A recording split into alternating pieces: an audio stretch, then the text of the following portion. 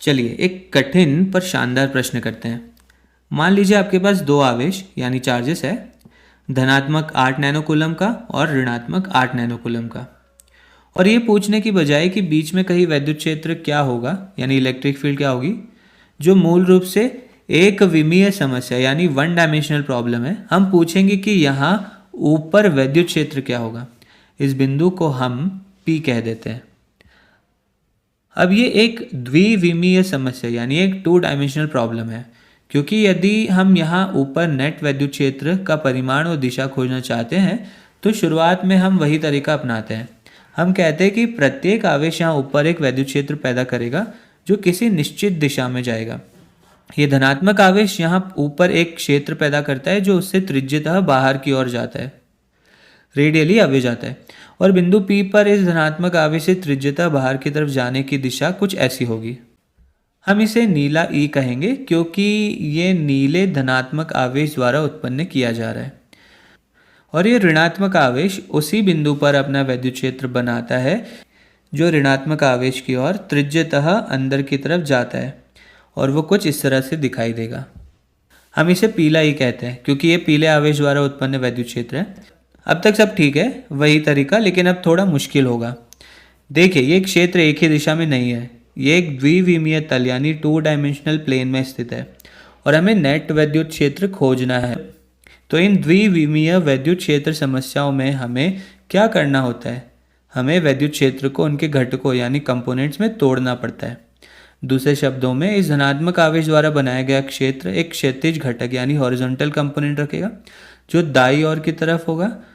हम उसे नीला EX कहेंगे क्योंकि ये नीले धनात्मक आवेश द्वारा निर्मित क्षैतिज घटक है।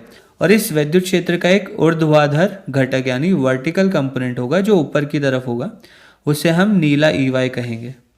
इसी तरह ये ऋणात्मक आवेश जो वैद्युत क्षेत्र बनाता है उसका भी एक क्षैतिज घटक होगा जो कि दाईं ओर होगा, और हम उसे पीला EX कहेंगे। और उसका एक ऊर्ध्वाधर घटक भी होगा और वो नीचे की तरफ होगा, उसे हम पीला EY कहेंगे। अब नेट वैद्युत क्षेत्र जानने के लिए हम इन सभी घटकों का क्या करते हैं? आमतौर पर इन द्विविमीय वैद्युत समस्याओं में हम प्रत्येक दिशा में नेट वैद्युत क्षेत्र के घटक को अलग अलग खोजते हैं। इसकी तुलना हम तोड़ो और जीत लो से कर सकते हैं। हम ये पूछेंगे कि नेट वैद्युत क्षेत्र का क्षैतिज घटक क्या है और नेट वैद्युत क्षेत्र का ऊर्ध्वाधर घटक क्या है, और एक बार ये मिल जाए तो हम चाहे तो पाइथागोरस के प्रमेय का उपयोग करके उन्हें मिलाकर उस नेट वैद्युत क्षेत्र का परिमाण प्राप्त कर सकते हैं। लेकिन इस प्रश्न में हमारी किस्मत काफ़ी अच्छी है, इसमें कुछ हद तक सममिति यानी सिमेट्री है, और जब किसी समस्या में सममिति होती है तो आप काफ़ी समय बचा सकते हैं। हमारा मतलब है क्योंकि इन दोनों आवेशों का परिमाण समान है और क्योंकि ये बिंदु P दोनों के ठीक बीच में स्थित है, इसलिए दोनों आवेश इस बिंदु पर समान परिमाण का वैद्युत क्षेत्र उत्पन्न करते हैं। अंतर बस ये कि एक क्षेत्र अलग अलग दिशाओं में है। इसका मतलब यह हुआ कि धनात्मक आवेश द्वारा बनाए गए वैद्युत क्षेत्र में एक ऊर्ध्वाधर घटक ऊपर की तरफ होगा जो धनात्मक मान रखेगा, और ये ऋणात्मक आवेश का एक वैद्युत क्षेत्र बनाएगा जिसका ऊर्ध्वाधर घटक नीचे की ओर होगा जो कि ऋणात्मक मान रखेगा। लेकिन याद रखिए कि उसका परिमाण नीले वैद्युत क्षेत्र के ऊर्ध्वाधर घटक के बराबर ही होगा। दूसरे शब्दों में कहे तो धनात्मक आवेश द्वारा उत्पन्न किया गया क्षेत्र ऊपर की तरफ जितना है, ऋणात्मक आवेश द्वारा उत्पन्न क्षेत्र उतना ही नीचे की तरफ है। तो जब आप इन दोनों ऊर्ध्वाधर घटकों को जोड़ेंगे यानी नेट वैद्युत क्षेत्र का ऊर्ध्वाधर घटक निकालेंगे तो परिमाण शून्य हो जाएगा।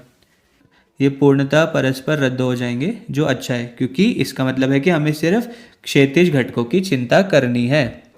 ये वाले क्षैतिज घटक रद्द नहीं होंगे। ऐसा क्यों? क्योंकि दोनों ही दाईं तरफ है। अगर एक दाईं तरफ होता और दूसरा बाईं तरफ होता तो क्षैतिज घटक एक दूसरे को रद्द कर देते, लेकिन यहाँ ऐसा नहीं है।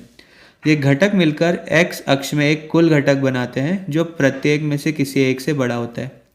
वास्तव में ये दोगुना होगा क्योंकि इस समस्या की सममिति यानी सिमेट्री के कारण प्रत्येक आवेश x दिशा में समान परिमाण का वैद्युत क्षेत्र पैदा कर रहा है। तो हमने इस समस्या को केवल नेट वैद्युत क्षेत्र के क्षैतिज घटक को खोजने में बदल दिया है। ऐसा करने के लिए हमें प्रत्येक आवेश द्वारा बनाए गए वैद्युत क्षेत्र के क्षैतिज घटकों की आवश्यकता होगी। यदि हम धनात्मक आवेश द्वारा निर्मित क्षेत्र का क्षैतिज घटक पता कर ले तो वो कुल वैद्युत क्षेत्र में धनात्मक योग देगा क्योंकि वो दाईं तरफ है, और फिर हम उसमें पीले वैद्युत क्षेत्र का क्षैतिज घटक जोड़ेंगे क्योंकि वो भी दाईं तरफ है। भले ही उसे उत्पन्न करने वाला आवेश ऋणात्मक हो, किंतु उस क्षेत्र का क्षैतिज घटक दायीं तरफ होने के कारण धनात्मक मान रखता है। इसलिए यदि हम दोनों को जान लें तो बस इन्हें जोड़ना होगा और हमें x दिशा में कुल विद्युत क्षेत्र मिल जाएगा। ये कैसे पाते हैं? इन क्षैतिज घटकों को कैसे निर्धारित करते हैं? अच्छा, तो इस नीले विद्युत क्षेत्र के क्षैतिज घटक को खोजने के लिए पहले हम इस नीले विद्युत क्षेत्र का परिमाण पता करते हैं।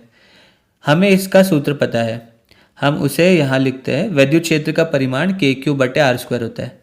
तो इस नीले क्षेत्र के लिए मान लीजिए E बराबर 9 गुणा 10⁹ और आवेश है 8 नैनो कूलम।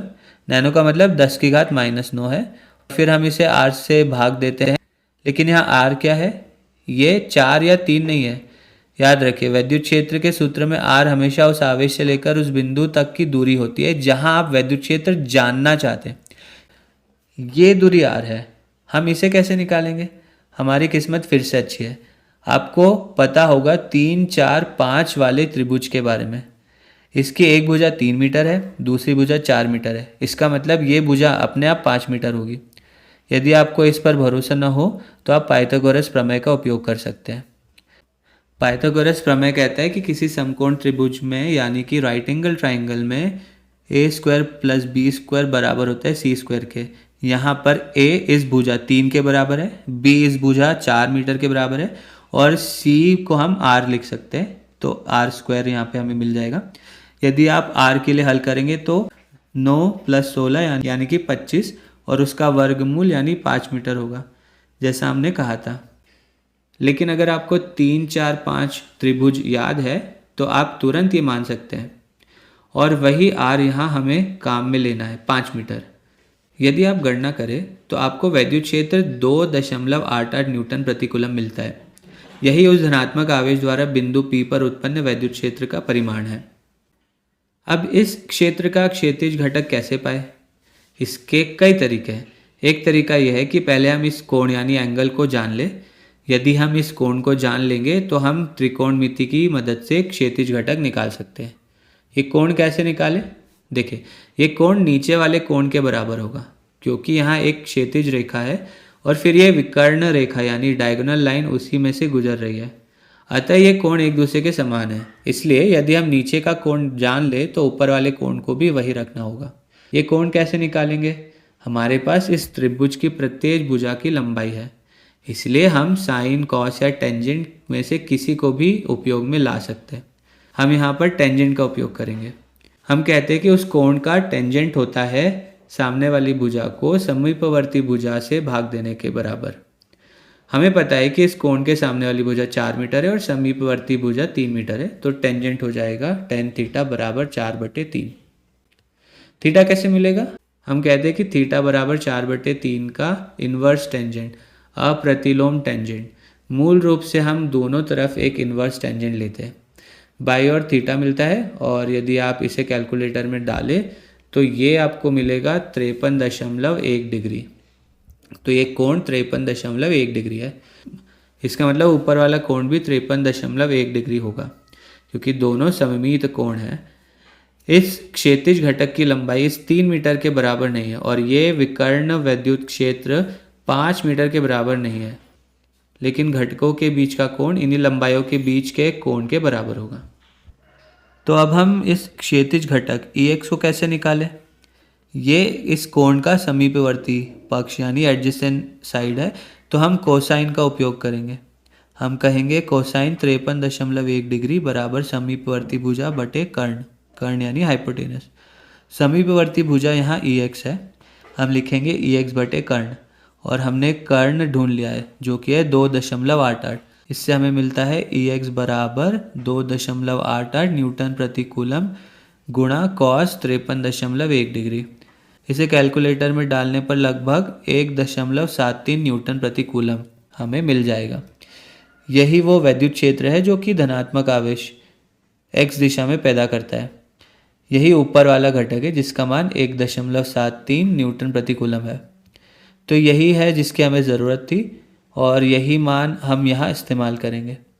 अब इस ऋणात्मक आवेश द्वारा बनाए गए पीले क्षेत्र के क्षैतिज घटक को पाने के लिए आप दोबारा वही सब कर सकते हैं जो हमने पहले किया।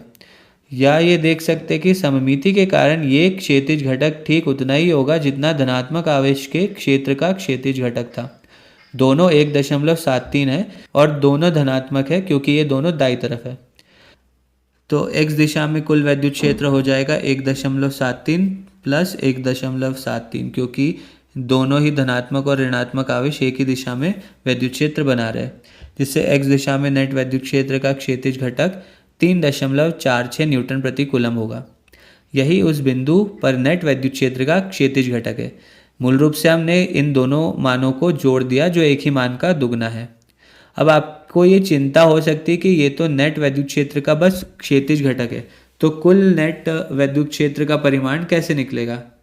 खैर, वो इसी मान के बराबर होगा क्योंकि यहाँ वैद्युत क्षेत्र का कोई ऊर्ध्वाधर घटक नहीं है, अतः क्षैतिज घटक ही उस बिंदु पर कुल वैद्युत क्षेत्र के परिमाण के बराबर होगा। अगर कोई ऊर्ध्वाधर घटक होता तो हमें नेट वैद्युत क्षेत्र का परिमाण पाइथागोरस प्रमेय से निकालना पड़ता। तो संक्षेप में, जब आपके पास द्विविमीय वैद्युत क्षेत्र की समस्या हो तो प्रत्येक आवेश द्वारा बनाए गए क्षेत्र को खींचे, उन्हें उनके घटक में तोड़े। यदि कोई सममिति है तो पता लगाए कि कौन सा घटक रद्द होता है। फिर नेट वैद्युत क्षेत्र खोजना होगा, तो उस घटक का उपयोग करें जो रद्द नहीं हुआ है और उस दिशा में प्रत्येक आवेश का योगदान निकालें। यदि वो दाईं ओर है तो जोड़े, यदि बाईं ओर है तो घटाए। इस तरह आपको इस बिंदु पर दोनों आवेशों द्वारा बनाया गया नेट वैद्युत क्षेत्र मिल जाएगा।